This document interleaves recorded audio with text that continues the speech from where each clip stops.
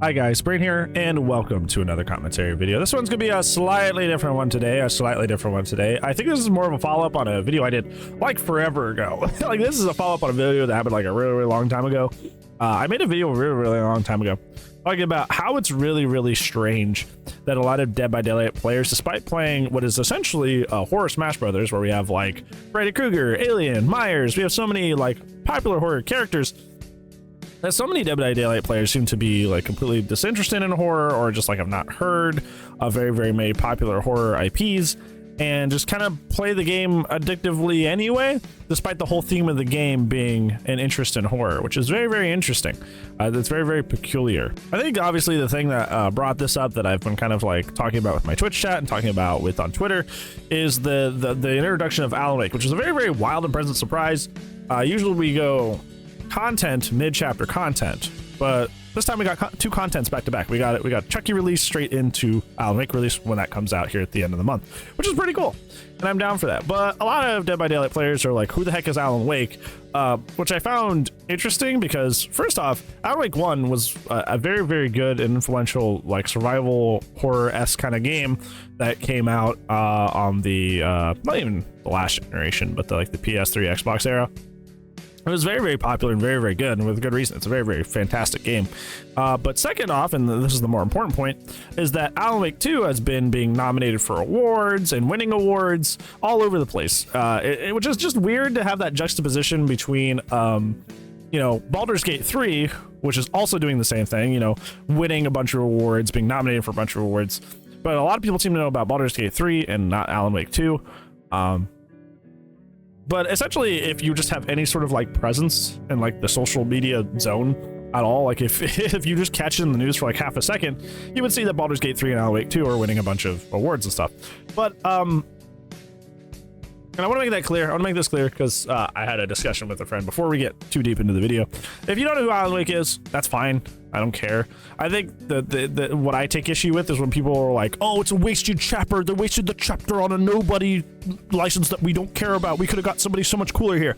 Then I get mad at you because I'm like, no, this Alan Wake 2 is apparently one of the best games to be released in recent memory, alongside Baldur's Gate 3, winning awards everywhere. You just don't pay attention. I think that's where it comes down to, is like DBD players being so withdrawn from the genre that they're in, and I kind of think I came down to like an identification on why that is. And DBD players kind of fall mostly into two categories, just based on the conversations I've had with people on social media, in my own Twitch chats. They fall into one and two categories, so let's go ahead and talk about those. So first, I will say that there are certain people that get on DBD and they only grind DBD. They just, Dead by Daylight is the only thing that they care about, and that's the only game they play. This one's the quick one, so we're gonna get that one out of the way relatively quickly.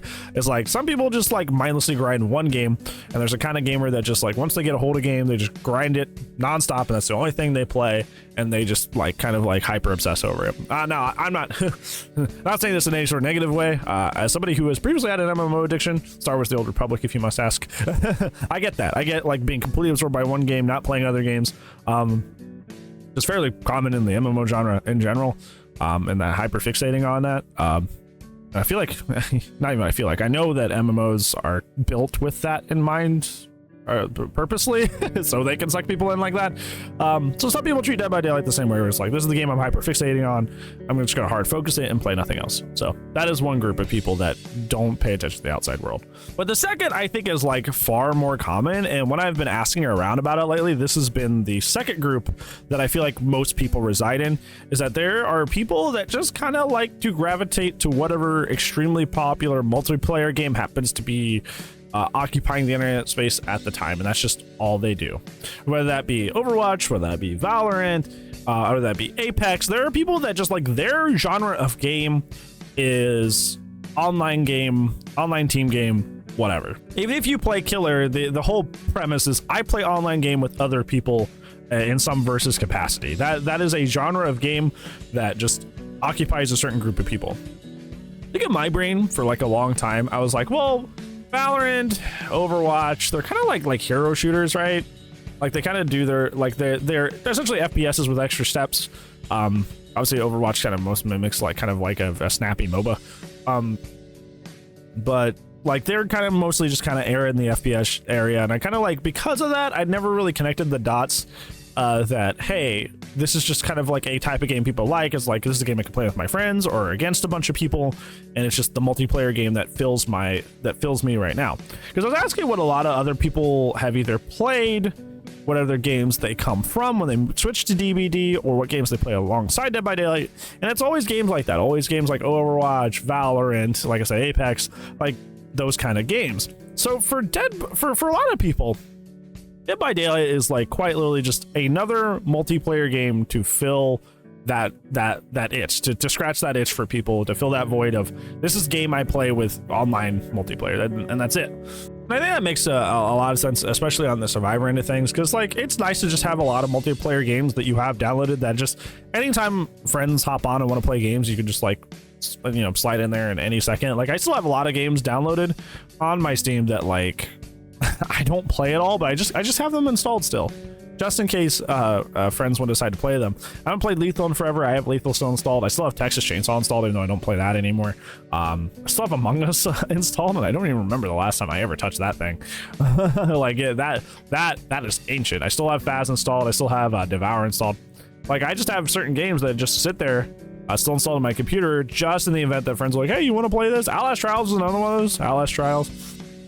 So I get it. Now, I never really got particularly into like Overwatch, Valorant, Apex, all that, because like, hey, if you've noticed, especially in the Dead by Daylight community, online multiplayer games where there's a versus component get really hairy and nasty towards each other. So I'm not inviting myself into other communities where there's even more toxicity, because I have heard and seen and watched Overwatch and Valorant streams, and the toxicity that are in those suck as well. So I'm not doubling up on the toxicity.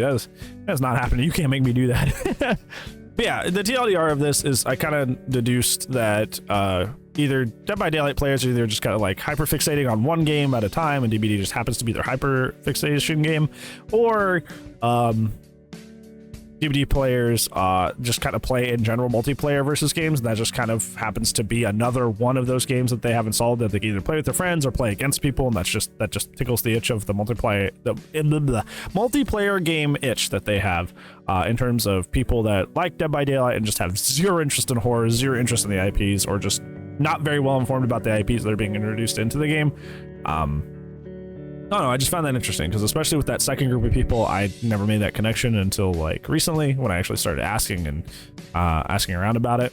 So yeah, well, what do you think? What do you think is the reason that a lot of Dead by Daylight players are not particularly interested in horror IPs, but continue to love and play Dead by Daylight anyway?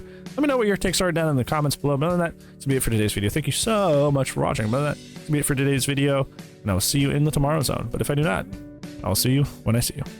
Goodbye.